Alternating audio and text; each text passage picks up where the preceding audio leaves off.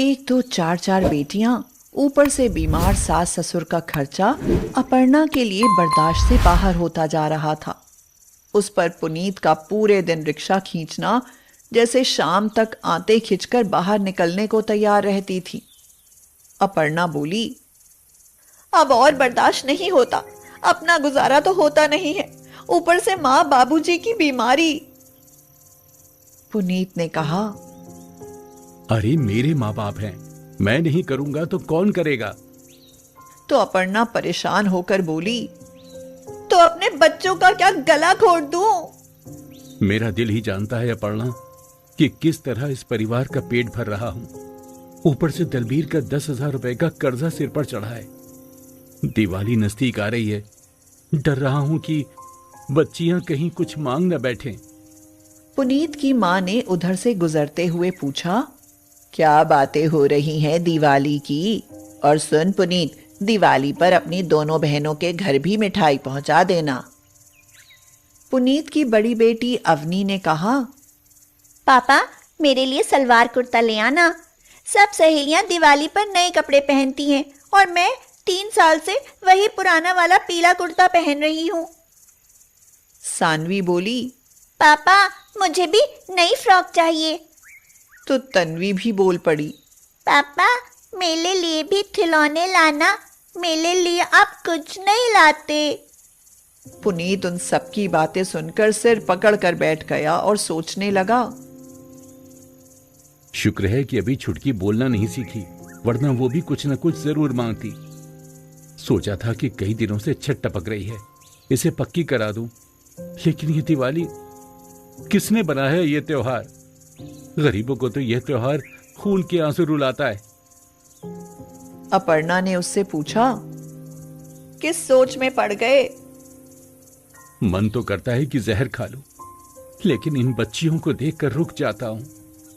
मां को मिठाई की पड़ी है, मगर ये नहीं सोचती कि 2 वक्त का खाना मिल जाए वही गनीमत है। अरे ओ पुनीत, जरा बाहर तो आ। अरे घर में छुपने से काम नहीं चलेगा। क्या हुआ दलबीर, इतनी जोर से क्यों चिल्ला रहे हो? ओहो, जैसे कुछ जानते ही नहीं हो। अरे 1 साल हो गए पैसे लिए हुए, मूल तो मूल, ब्याज भी नहीं दिया। अपर्णा कहती है, दिवाली तक रुक जाओ भाई साहब, दिवाली के बाद आपके सारे पैसे लौटा देंगे। अरे दिवाली तो हमारी भी है, हमने कौन सा पैसों का पेड़ लगा रखा है? देखो भाई, तुमसे तो कुछ छिपा नहीं है। मैं अकेला कमाने वाला, माँ बाप, पत्नी, 4 बच्चियां और 2 बहनों की सारी जिम्मेदारी मेरे ऊपर है। जैसे ही पैसा आएगा मैं तुरंत लौटा दूंगा। ठीक है, तो मैं ये रिक्शा लेकर जा रहा हूं। अब पैसे ले आना और ये रिक्शा ले जाना। नहीं, तुम ऐसा कैसे कर सकते हो? अरे यही तो मेरे कमाने का साधन है। अगर उसे ही ले जाओगे तो मैं पैसा कहां से लाऊंगा? मेरा परिवार तो भूखा मर जाएगा। लेकिन दलबीर ने एक नहीं सुनी। पुनीत और अपर्णा खड़े रोते रह गए और वह रिक्शा लेकर चला गया। अवनी बोली, पापा मत रो, अब हम दिवाली पर आपसे कुछ नहीं मांगेंगे। मम्मी पापा को चुप कराओ ना, और आप भी चुप हो जाओ। अब हम कभी कुछ नहीं मांगेंगे। वो चुप तो हो गए, मगर मन के अंदर का शोर उन्हें जीने ही नहीं दे रहा था। 4 दिन गुजर गए, घर का सब राशन भी खत्म हो गया। पुनीत को कहीं काम नहीं मिला। अपर्णा रोती हुई लक्ष्मी माँ से बोली, हे लक्ष्मी माँ, घर में खाने को कुछ नहीं बचा। मेरे बूढ़े सास ससुर और बच्चियां सुबह से भूखे हैं। आखिर कौन से कर्मों की सजा मिल रही है हमें? अगले सप्ताह दिवाली है, क्या करूं माँ? कोई तो रास्ता दिखाओ माँ। दिवाली के 2 ही दिन बचे थे। पुनीत सुबह घर से निकलता और शाम को हताश होकर खाली हाथ घर लौट आता। अपर्णा उससे पूछती है, क्या हुआ जी, काम नहीं मिला? तो पुनीत बोला, नहीं मिला।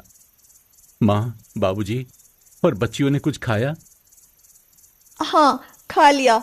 वो बाबूजी और माँ भंडारे में से आलू पूड़ी ले आए थे। और आपने कुछ खाया? हाँ, मैंने भी भंडारे में खा लिया था। अपर्णा जानती थी कि पुनीत भूखा है, उसका पेट कमर से लगा है, वह झूठ बोल रहा है। पुनीत भी जानता था कि अपर्णा 3 दिनों से किसी के घर झूठे बर्तन मांजने जाती है और वहीं से खाना ले आती है, लेकिन दोनों खामोश थे।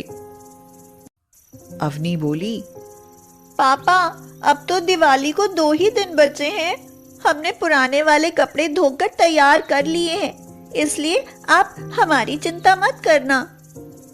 पुनीत के दिमाग में एक शेर आया, जो खुश हैं उनकी तो हर रोज दिवाली है, हम किससे कहें, अपनी तकदीर ही काली है। दिवाली भी आ गई। अपर्णा की सास बोली, बहू, आज छोटी दिवाली है, दरवाजे पर 5 दीपक जला देना। तो अपर्णा ने कहा, माँ जी, आपको कहते हुए दुख नहीं होता। दीपक क्या पानी से जलेंगे? उसके लिए तेल चाहिए। मेरी बच्चियों को खाने को निवाले नहीं और आप दीपक जलाने को कह रही हैं।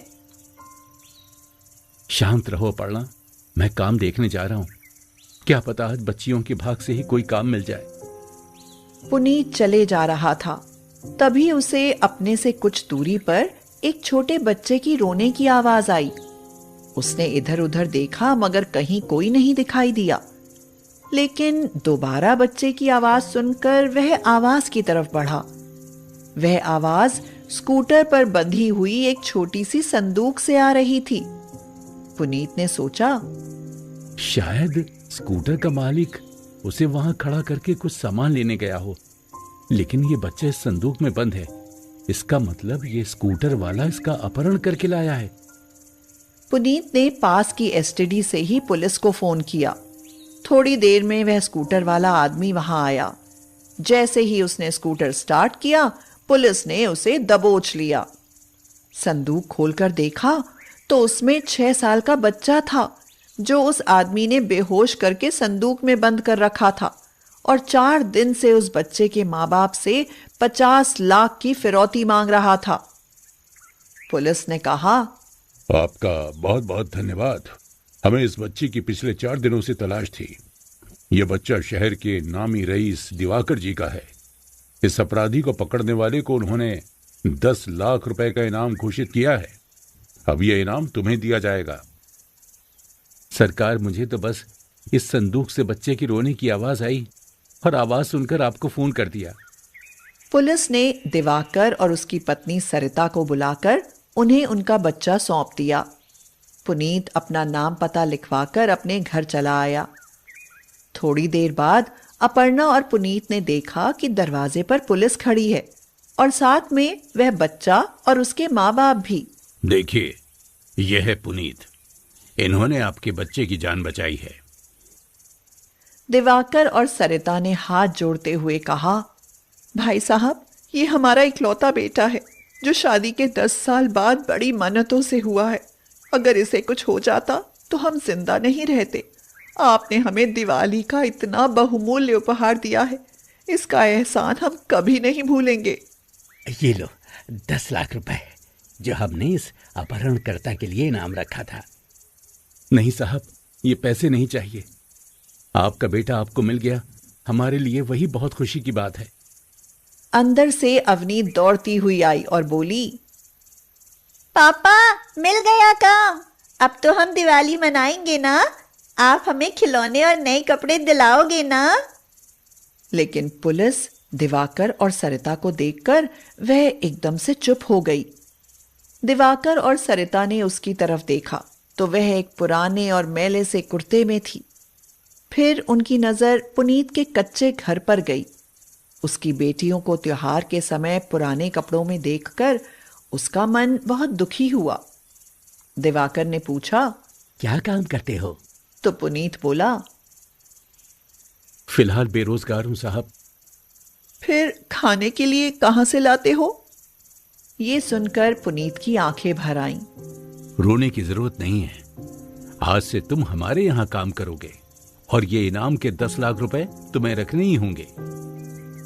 पुनीत और अपर्णा खुशी के मारे रोने लगे और लक्ष्मी माँ के हाथ जोड़ते हुए बोले, तुम्हारा लाख लाख शुक्र है माँ। आज तुम्हारी वजह से मेरे गरीब बच्चों के घर में भी दिवाली मनेगी।